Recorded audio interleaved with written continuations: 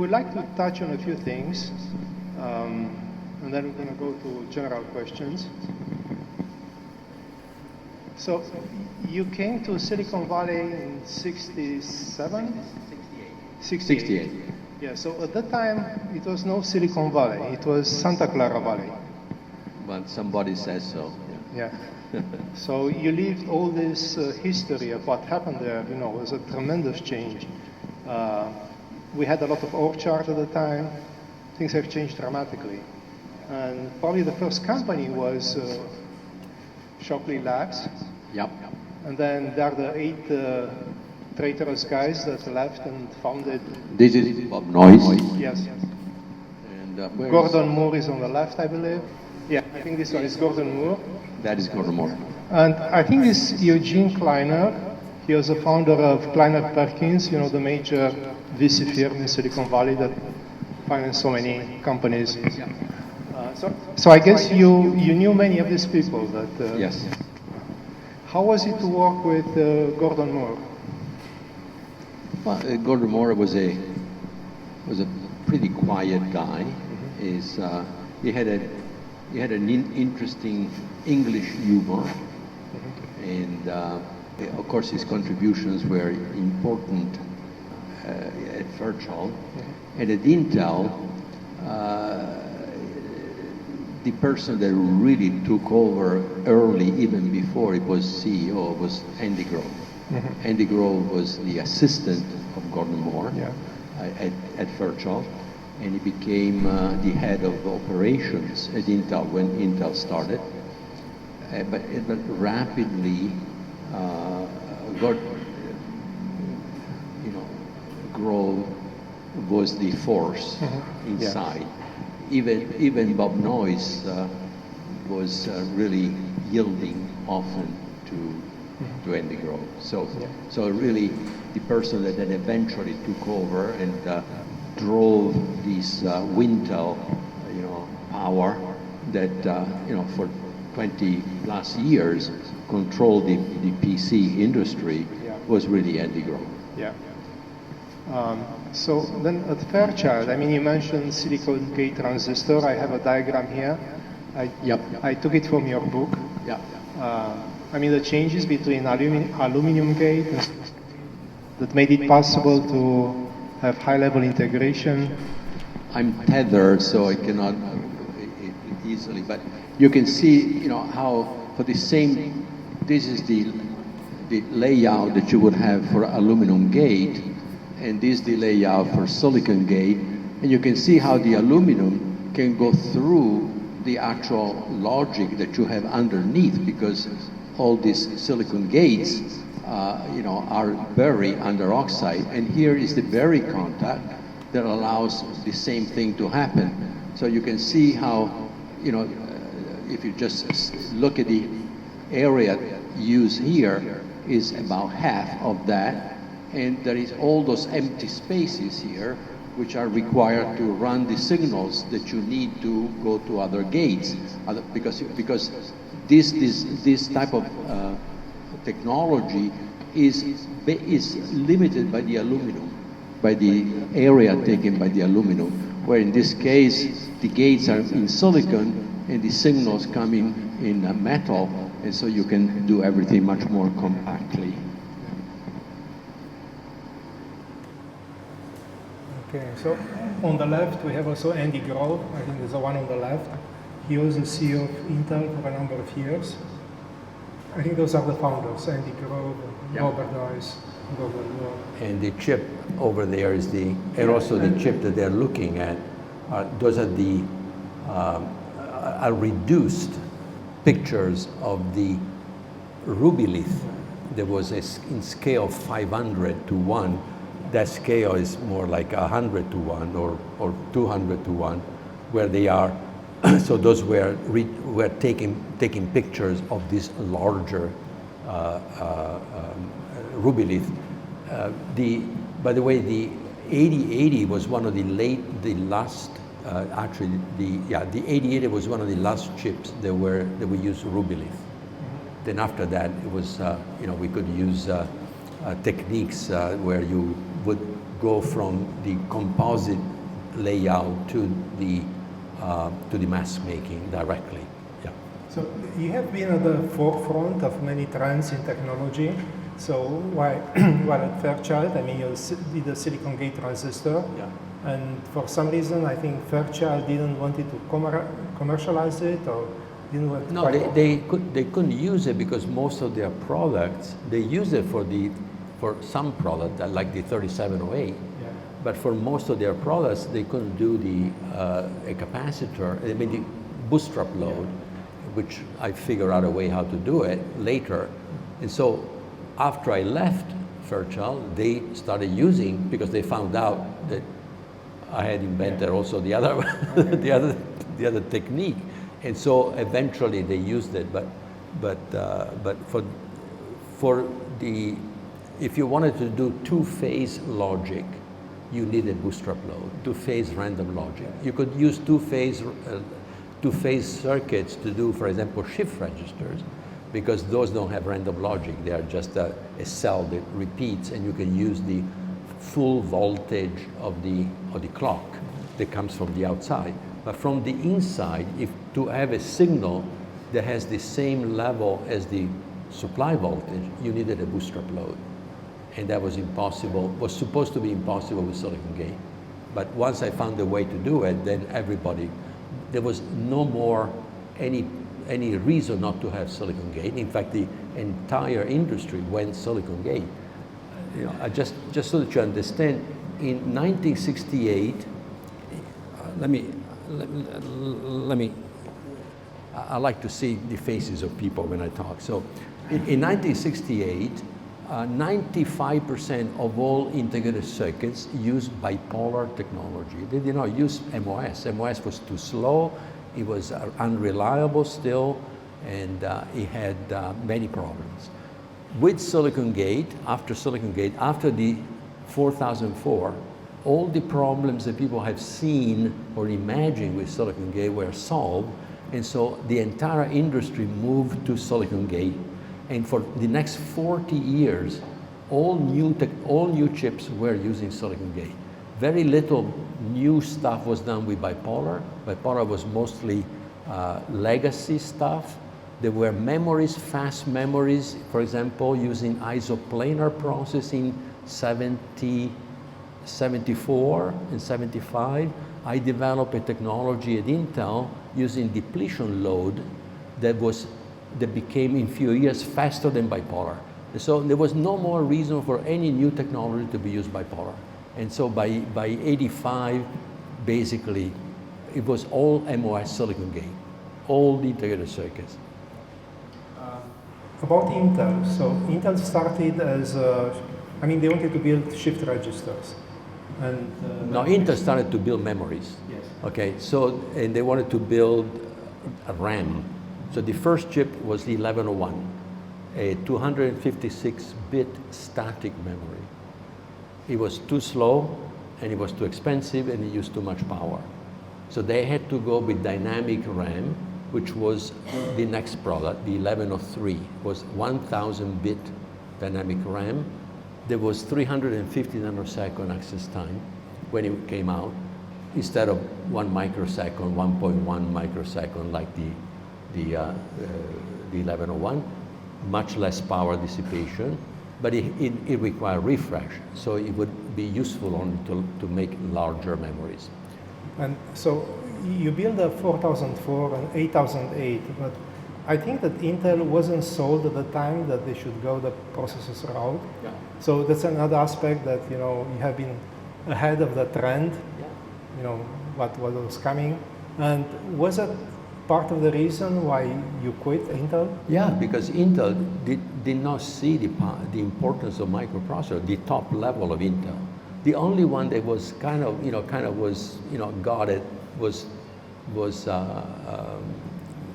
Bob Noyce, but Moore and Grove did not early on even want to go out with the microprocessor. So it took a while to convince them. So I think they realized they have to go processor route once the Z80 came out? No, they figure it out later, especially Andy Grove was converted in 1984. Wow, that late? When he lost the memory business to Japan Inc., because the dynamic memories were hard to build, and the Japanese, they were better than the US companies, and they were taking over the market. Mostek went Chapter 11, for example. Intel, if Intel did not have the microprocessor at that time, they would have lost, they would have gone Chapter 11 as well. So Andy Grove was so strongly against microprocessors as a business. Yeah. They wanted microprocessors to sell more memories. Then then he realized that after the success of the PC, IBM PC, that he could build a company with microprocessor only for a while. Okay. So these are the 4004, 8080 from Intel, and this is Z80. Yes. So one question I have building Z80, which was done, I think, extremely fast for any. This is not the actually this is the Zilog Z80, but not the actual chip, the original one. Yeah. I know. Yeah, that's what I found on Wikipedia. This is a clone, not good, gross. Yeah. You know this. You know the story of the clones. To avoid that the Z80 would be cloned, or not to avoid, but to make it harder. I think it was 7 traps in the Z80 layout. There were circuits that they looked like they were doing something useful, but in fact they were making the Z80 not work, okay? And they were of increasing complexity and sophistication. The last one was actually a mistake, a logic error that we made that we had fixed. So we fixed it that it looked like the older one. And the reason is that because with depletion loads, the depletion mask leaves no traces. So you don't know whether you have a depletion load or a depletion transistor or an enhancement transistor. So by playing that game, we make circuits where there is a depletion transistor, but there should be an enhancement transistor because they look differently. The loads are long and skinny transistors, and the normal transistors are wide and and compact and narrow. So everybody fell for those traps. The proof of that was that in 1982, I think, many years after 82 or 83, many years after National had done a CMOS version of the Z80, I met the manager of the project, and when he saw me, he says, "Damn you, Faggin!" I said, "What is your problem? You and your traps." So I said, "What is your problem?" I mean, I put some traps. How long did it take to you to figure it out? It took me 9 months. I said, "Look, I figured that an intelligent guy would take 6 months to figure it out." Very interesting.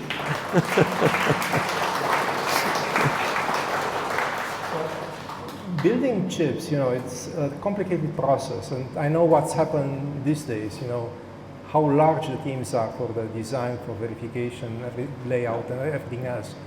How many people were working on Z80, and for how long? I saw 4. Myself, Shima, and 2 draftsmen. Wow. The 2 draftsmen work some overtime, but more like 10 hours or 11 hours a day. I work faster and more overtime, so I did 2/3 of the layout myself with pencils. Mylar? What? Mylar? Oh, Mylar, of course. Yeah. So For how long was it? 1 year, 8 months? it actually, by the time that we started, Shima came.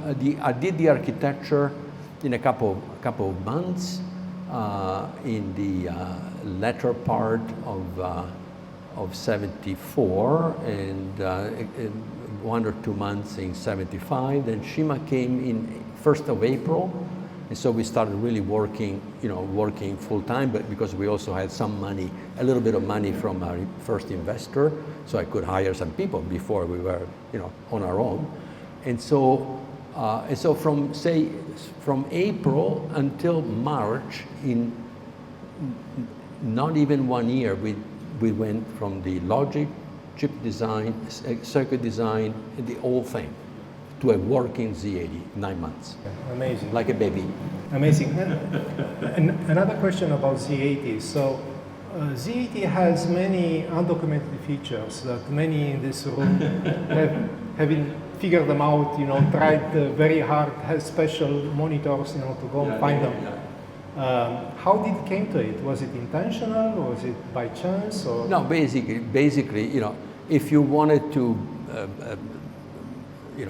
block those instructions, okay, or make a no-op, you had to put extra logic. So all that we did was making sure that they would not do anything bad, okay? So if they didn't do anything bad, it's okay. So we to save logic, to save chip area, because you could trap them, or you could put some kind of, make them no-ops, no operations, so nothing happens.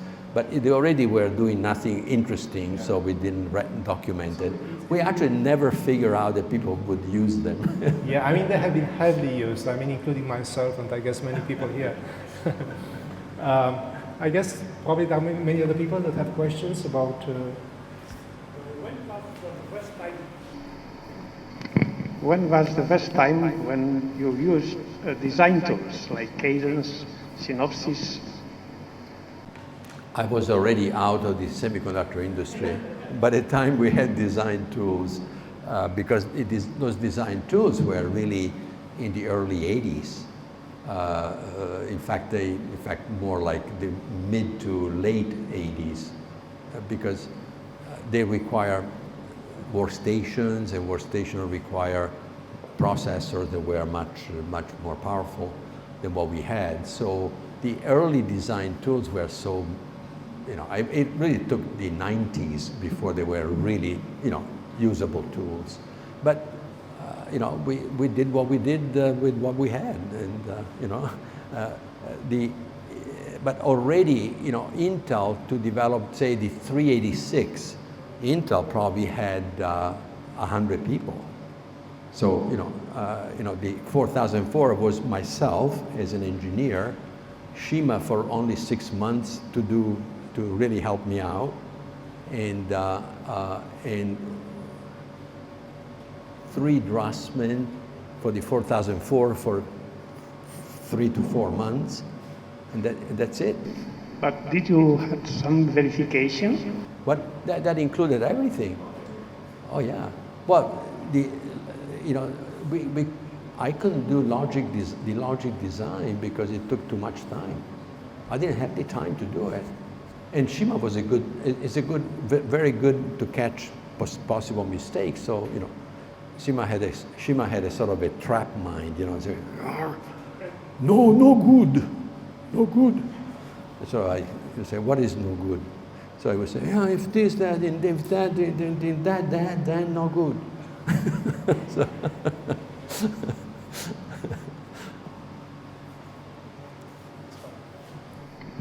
Federico, hello. Thank you very much for your presentation today.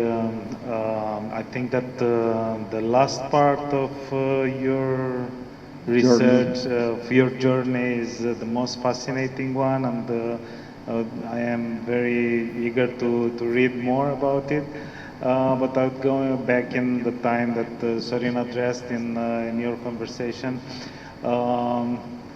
Today, the designers use a lot of tools, a lot of equipment, simulators, emulators, you name it, modeling tools.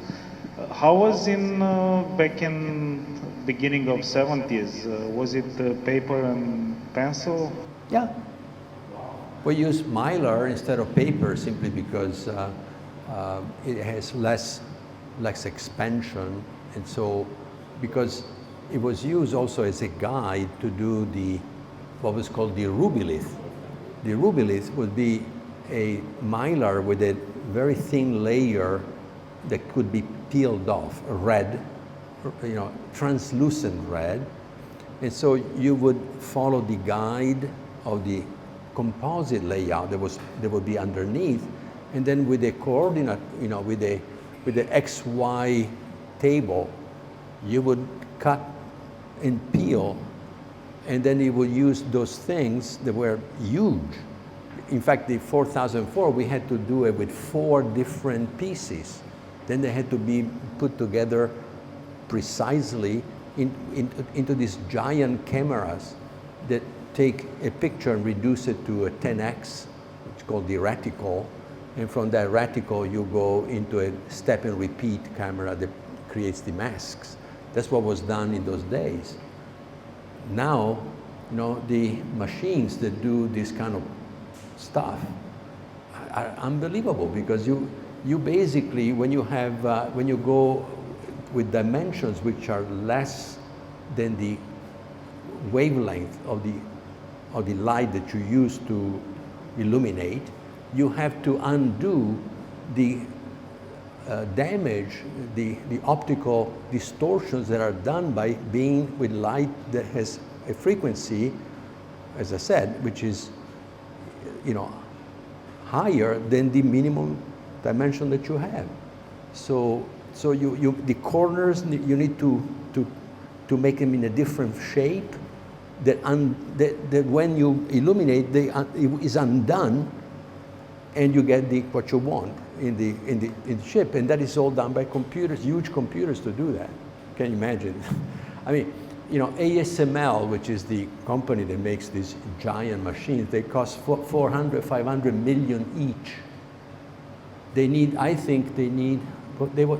told us 8 trucks to transport one of those machines, huge trucks.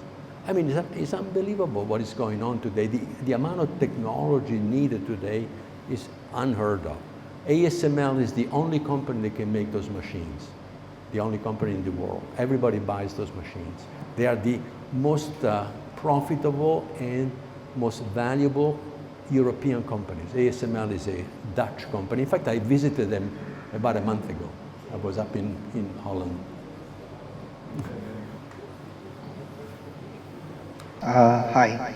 Thank you for your presentation today. It was really interesting. My question is, during your entrepreneurial time, how did you navigate finding investors and customers for your concepts? Because many of the things that you explained today are not things you directly sell to people. It's more something that you sell to companies. So how did you go about doing that? Carefully.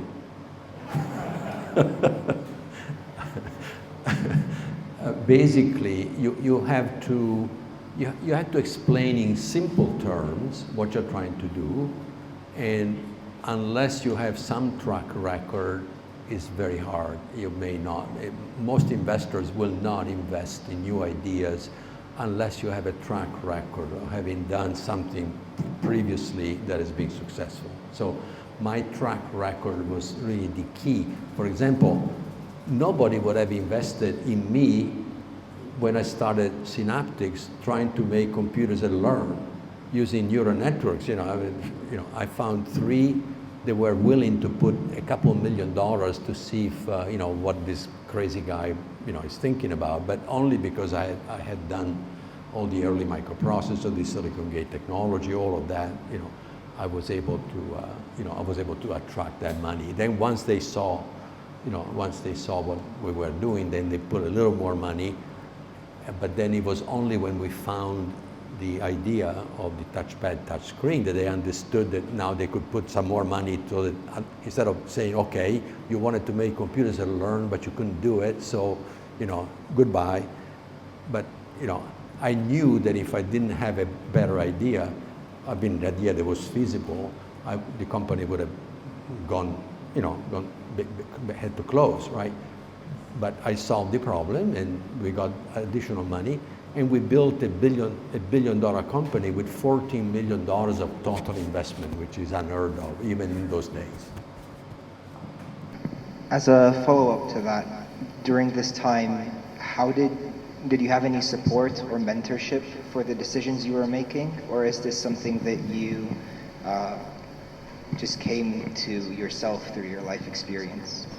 I'm not so much a social guy myself, so I actually did not, and also in those days there were not the CEO clubs that there are today, and people that you meet once a month and so on. So I had to do it on my own, basically, and so I made also mistakes on my own, and I must say that you learn from your mistakes much more than you learn from your successes. So. Thank you very much. Yeah.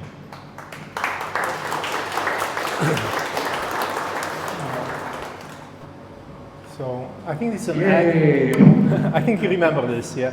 Battle of the Ages. And one thing that is very interesting is this diagram. So it was published sometime in '76, I believe. Yes. And what's interesting here is that Zilog tries to has a siege on Intel. Yeah. But both processors have been done by yourself. I was trying to how kill did you feel myself. I about was it? trying to kill myself. Yeah, exactly. Is how would you say, is self-inflicting, trying to self-inflict wounds to myself, And you see Exxon there in the back, so yeah, watching what's happening. That's right. They figure that was part of the reason why we could try to go after that. So this diagram actually is in your book, I believe in. I put this is in Silicon. Yeah, that book. Yeah, this book was printed in Italy, Silicio, in 2019, and then in English in 2021, and this is a book that it was introduced in English just a month ago, and after 2 weeks it was already all sold out, all the first printing, so we had a hard time. He couldn't get it.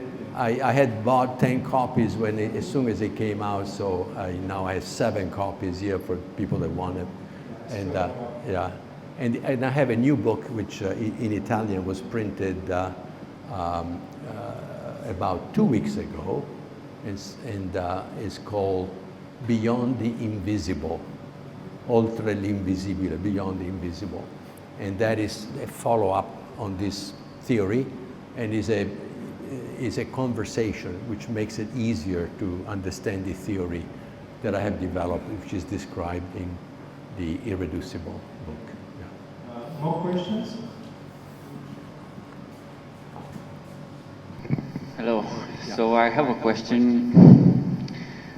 I followed up your entire presentation up until something clicked. That part where you say less is more, and you cannot get more with less. So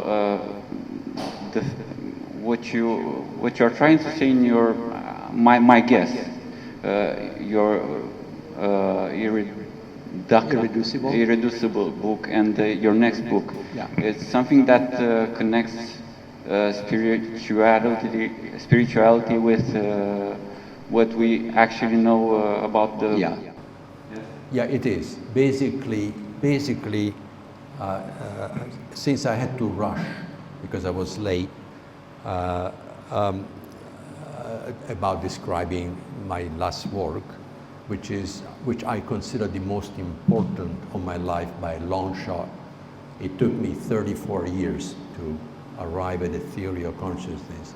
It took only 9 months to design the 4004, 9 months to design the the Z80 and so on, right? So that gives you a sense of how more sophisticated is that work. But anyway, so the theory that unites science and spirituality starts with one postulate. I call it the postulate of the being, the postulato dell'essere. I still have to figure out how to translate it in English because my book was written in Italian. So, postulato dell'essere. This postulate starts by saying that one, the totality of what exists, so one is simply defined as the totality of what exists, is dynamic. Dynamic means it's never the same instant after instant. Is holistic, means one is not made of separable parts. Within one, everything is interconnected. Entanglement is the property that interconnects. So far, one, dynamic and holistic, defines the universe as quantum physics is defining it. They don't define it this way, but everything that they say is consistent with this, okay? I add 1/3 property to one. One wants to know itself. So one is dynamic, holistic, and wants to know itself. That's it. From there, I can prove that consciousness and free will are properties of one, properties of the fields, and with this postulate, I can explain why quantum physics must have information, quantum information, which is non-clonable, is one theorem of physics, of which if you do a measurement, you can only know 1 bit per quantum bit, which is Olivo's theorem. And I explain why you had to have the collapse of the wave function. There has to be a random process, non-algorithmic, which is what physics have understood. So, by starting with this postulate, I explain why quantum physics has to have the properties that physicists cannot understand why they must be there. You see, and you know that consciousness and free will exists. So that postulate is self-evident because you know that you're conscious and you know that you have some amount of free will. You see, so we have a complete theory now, and the next step will be to disprove it or prove it, or support it more than prove it, disprove it or support it, and disprove the current theory that says that consciousness, the free will doesn't exist, and consciousness is a property of the brain. And the fact that consciousness creates matter. Consciousness creates matter. Matter are the symbols that quantum fields use to communicate with each other. A quantum field in quantum physics is the ontology. In other words, particles do not exist anymore as objects. In quantum field theory, the quantum fields are the foundational aspect of reality, and a particle, say an electron is a state of a quantum field. A state of a quantum field. But it's not a state that can be separated from the quantum field. It's like a wave of the sea. The wave of the sea is a property of the sea. An electron is a property of the quantum field of electrons. It cannot be separated. It's not an object. So now we see that if the quantum field is conscious and has free will, these states are simply the symbols that the quantum field uses to communicate with other quantum fields. To do what? To know themselves, because that's the postulate. One wants to know itself. Okay, thank you. It's enlightening. Yeah, you become a philosopher. I'm a philosopher in my old age. My father was a philosopher. My father translated the Enneads of Plotinus. He also wrote about 40 books, some monographs on Schopenhauer, on Teilhard de Chardin, on Meister Eckhart. He also wrote the history of philosophy for for high school, you know, My question was, for sure, Feynman said nobody understands the quantum physics. Yes.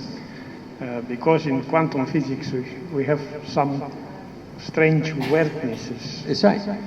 And even a quantum computer is based on these weirdnesses. It's based on the entanglement. Yes, I read about other persons which become philosophers starting with quantum physics because they were impressed of very...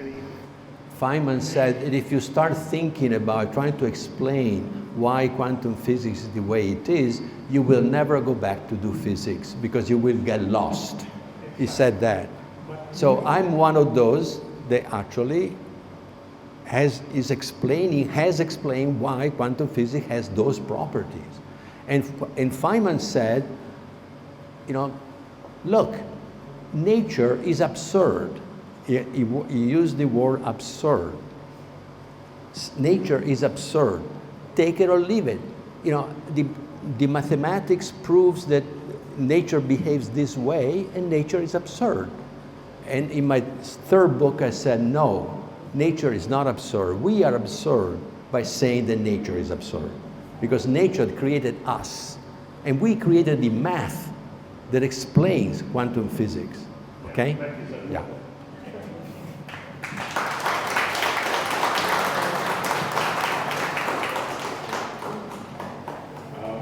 I would have a more technical question.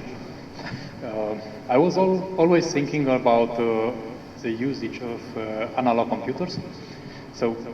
And I was thinking, why didn't anybody design the hybrid processor? So you have a digital part and an analog part, because with analog you can solve some equations very, very fast, instantly. The single chip that you have inside a touch screen or inside a touchpad is a major analog part that is controlled by a digital part. In fact, to be able to achieve 80% market share of these devices, we designed a special purpose microprocessor, microcontroller, so that we could do this stuff. And nobody could copy us. And in fact, nobody was able to copy us. Okay. Isn't any commercial processor, like, let's say, I make now an analog, like a Z80, but that has also an analog part in it. So you can just use the analog for, I don't know, a Fourier transformation or something like this? Yeah. As I said, in order to do a touchpad, about half the area is analog, and very sophisticated analog that needs to be controlled. For example, the signal to noise ratio when you do a touchpad is less than 1 by a long shot. So you couldn't, almost theoretically you couldn't do it, but so we do frequency hopping so that we find a frequency that is actually insulting. We change the frequency in which we do the scanning of the touchpad. So it's such a sophisticated technology. That's why nobody that had thought about it before, as I said, there were 150 patents, could ever do it, could ever make it work, except for this company in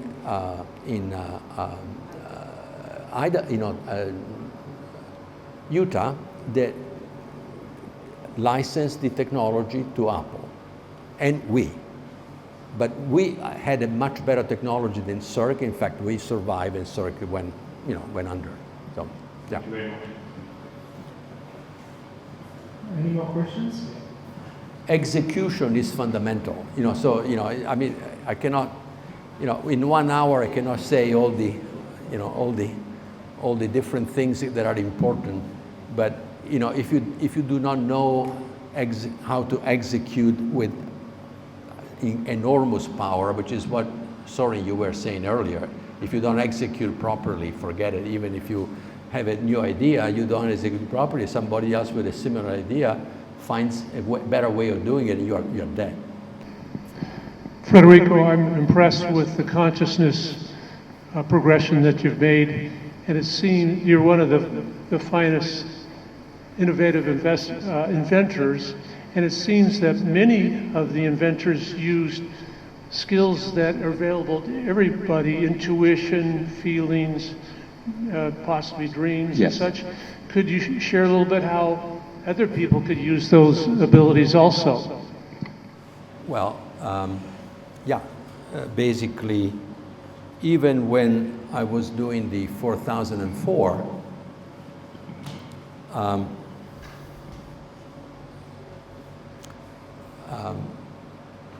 I would go to bed with a problem. I couldn't figure out something, and then in the morning I would wake up with a solution. So can I claim that it was me that solved those problems? No, really. How, you know, when I had the idea that replacing the trackball with a solid state solution was the right product to, not to go out of business for synaptics, was that something that I can claim that it was my idea? No, it popped into my mind. So, and the experience that actually, changed my life, even if in my wildest dream, I could not have imagined the experience that I had, that revealed that reality is much more sophisticated, much richer, much more than what I thought. So it was exactly because all of us have this property, we can in fact go beyond what machines can do. This is the actual creativity that defines our consciousness.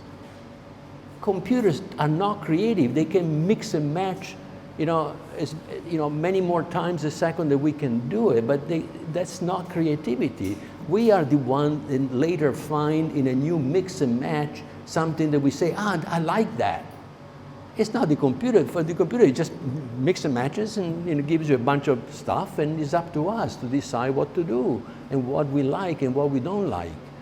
Consciousness is what allows us to know from the inside. We have an insight, we have an interiority that exists, which informs the exteriority. You go from inside to outside, not from the outside to the inside, which is what scientism, not science. With the science with the capital S is not saying this, but scientism is saying this. Scientism, this is based on materialism and reductionism. Materialism and reductionism are two principles that are proven already by quantum physics to be wrong, completely wrong. On the other hand, they inform our worldview today. We believe that everything is separate, we're separate from everything, and so on and so forth. That is not true. But we believe that, and the people that want to control us with machines, with AI, they take advantage of that to telling us, of course you are only the body. Of course when the body dies, that's the end of you. No. We are not the body. We are a field, a conscious field with free will. And this conscious field with free will, when the body dies, because the body will die, continues to live. This is what our ancestors were telling us. The Vedas, 3,500 years ago, all the Tao Te Ching was telling us. The Tao starts by saying, the Tao that you can say is not the eternal Tao. What does it mean? What I can say or what I feel is not what I feel. What I feel is the Tao. What we feel is private, is deeper, and that's the Tao. What I can say is only, which is shareable information, the bits that I say, those bits are not the Tao. In fact, the Tao, what I can feel, which is the qualia can be represented by quantum states. Quantum states are made of quantum bits which are entangled. That's what quantum information is. And quantum information cannot be reproduced, exactly like our experience cannot be reproduced. You see? So we have a completely different understanding, but this is physics. It's not, BS or imagination. This is stuff that can actually be proven or disproven. So this is a major step for us to know that we are not machines.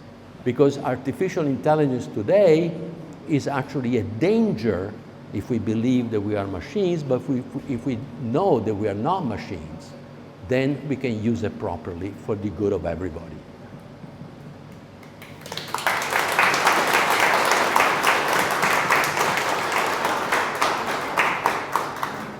Because you talked about feelings, as a man who always pushed the borders of science and technology, do you ever get nostalgic about the times you created the Z80? I don't get nostalgic. I basically enjoy since I was building model planes when I was 11, not by buying, mind you, by buying, the kits that you assemble. No. I was designing my own model planes, buying all the material, making my own plans, building the model plane, making it fly. So by the time I was 11, 12, I knew how to design a product. First you imagine it, and then from there you go and you build it and you enjoy what you have done. That stuff, it was always done by passion. I was always passionate. I was passionate about everything that I did. And yet I have no nostalgia of them, because what I'm doing now is what I came here to do. I know it, because otherwise I could not have put 34 years of my life on the line for what I'm telling you today. Grazie.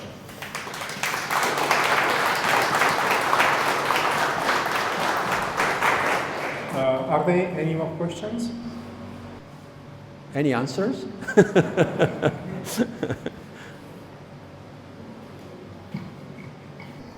Hi, sorry.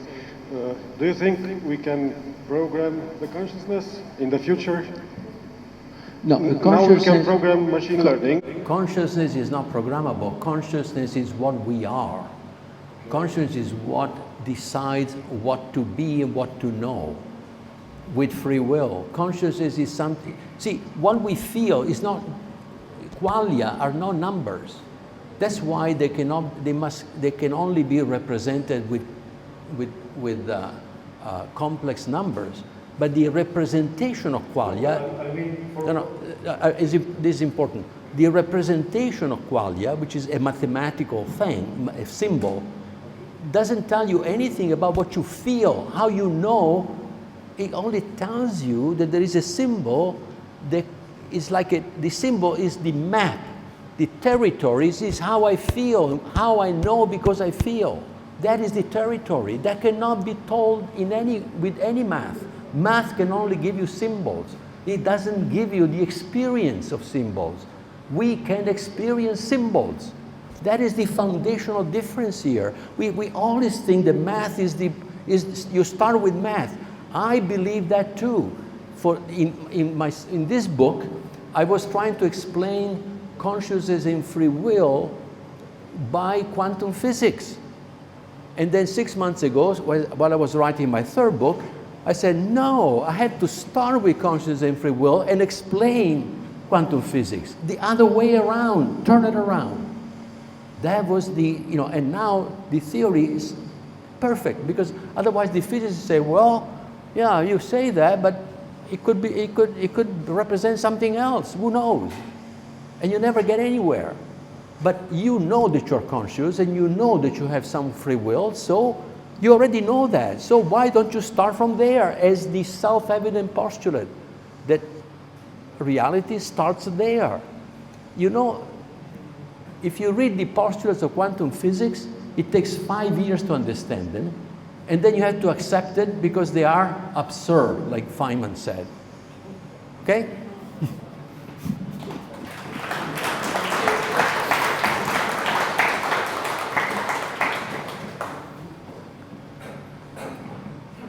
We are not machines, in other words. We are not machines. We are not machines. Machines are numbers. Machines are numbers. Hello, we go back to the Z80. Yep. How did you come with the idea to put the refresh feature in the Z80? Because it was an important matter in that time.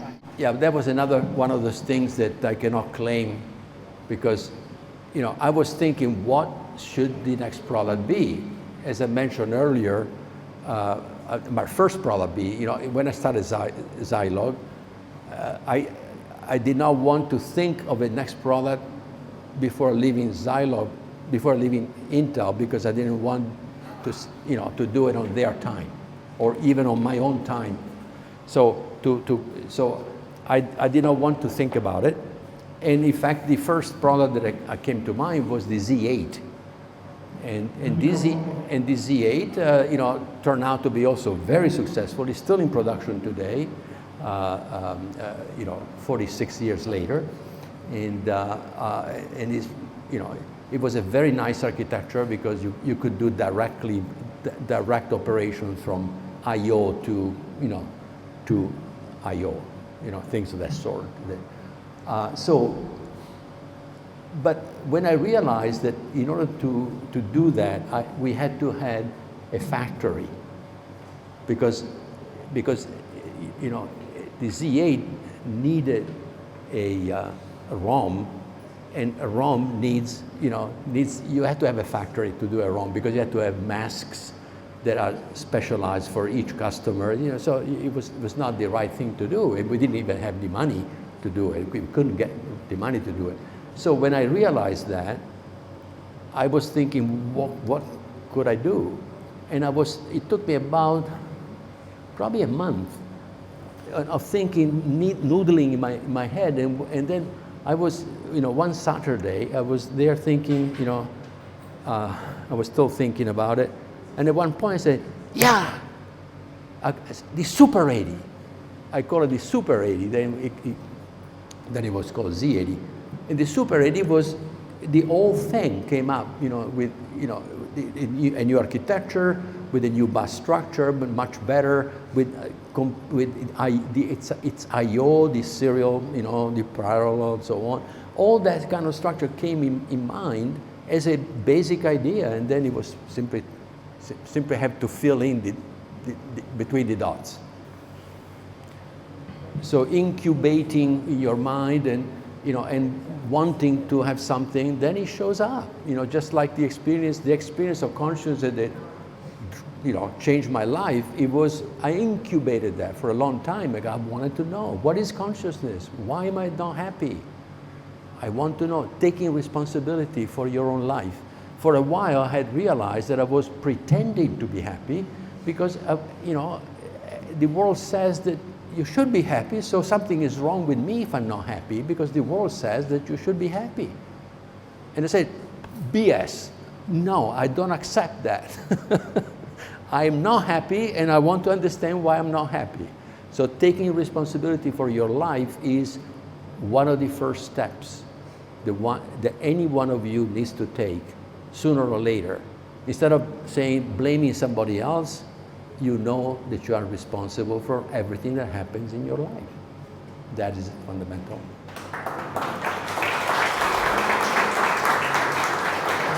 I think we have time for just one more question. Okay. So do you think that this consciousness is something like people are trying to model believing in God? There is no model for consciousness. A model is something less than consciousness. Consciousness is the territory. You cannot model the territory. You can make a map of it, but, you know, even that cannot describe the territory. Exactly like, you know, can you may make a map of Romania. Is that the same as walking through Romania? No. Consciousness is what allows you to walk through the territory which is itself. So you see, that's why people say, oh, consciousness is something that happens in the brain, we'll figure it out. No, nobody can ever figure out that, because you cannot get more with less. Matter, which is not conscious, cannot produce consciousness. Numbers cannot produce something which is beyond numbers, beyond representation. You see? Thank you very much. Okay.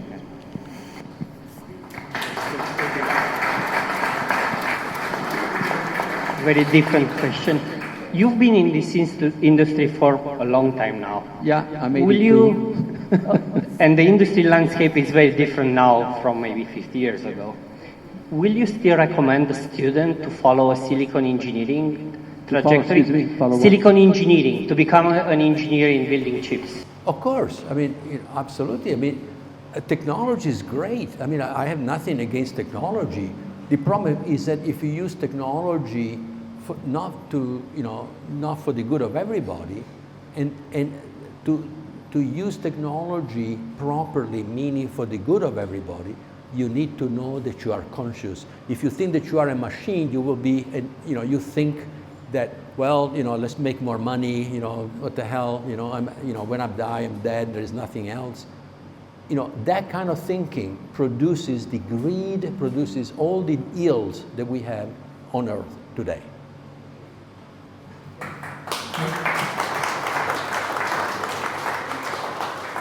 Thanks everybody. Thank you, Federico. It was a very special 2 hours that you spent here.